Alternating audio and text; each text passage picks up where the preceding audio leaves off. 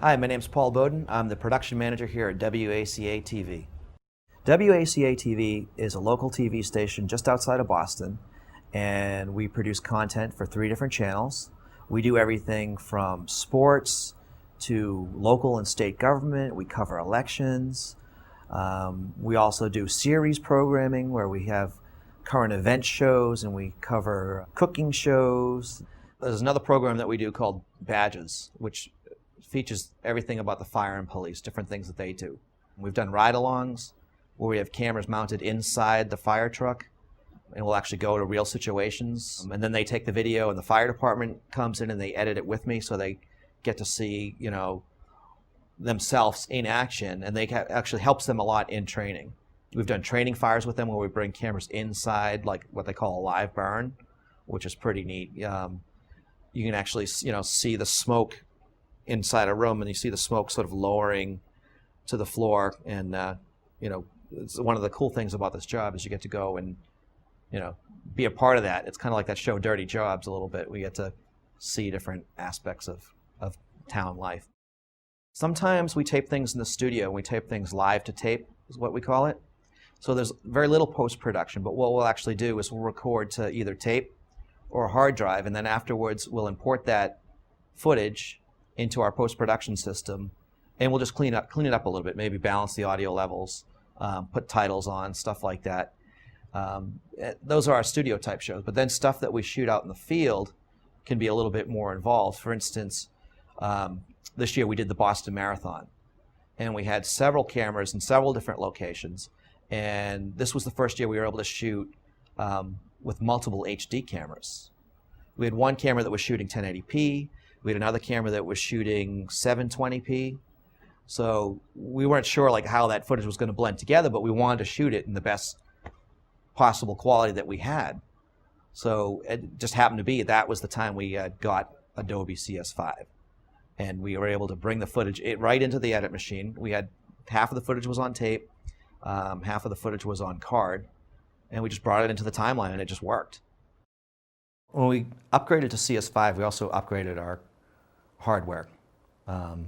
We had been running Windows XP, which was fine, but it definitely had its limitations, especially once we started wanting to not only broadcast our shows on television, but we also wanted to put them up on our website right away.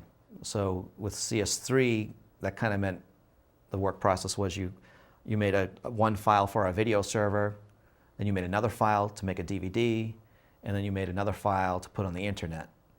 And that could take a long time. So with CS5, they've got this encoding method where you can batch encode to different formats all at the same time. So I can set that up. I can have a DVD file, I can have a file go to our server, and I can have a file for broadcast. And just you put that in the batch encode, and you just click go, and you can just leave the machine alone while it does it, and it does it. The tapeless workflow, the biggest thing of it is the amount of time. Especially, in a local TV station, we shoot a lot of long format things.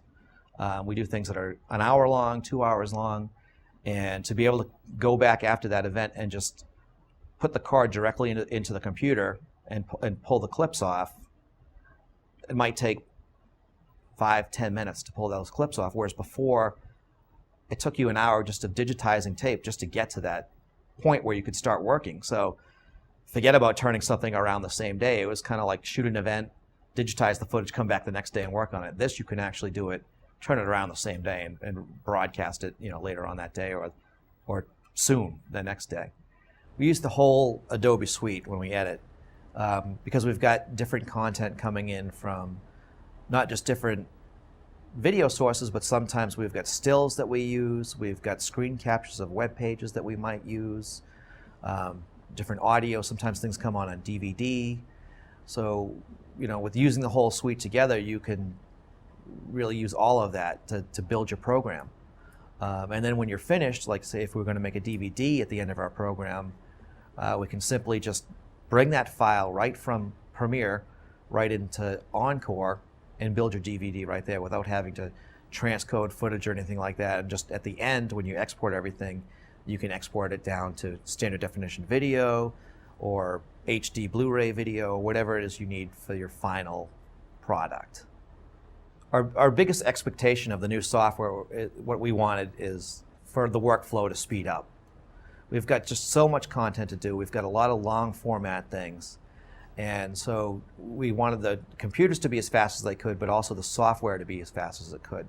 So now that the computers are running on a 64-bit operating system, they can take advantage of all that memory.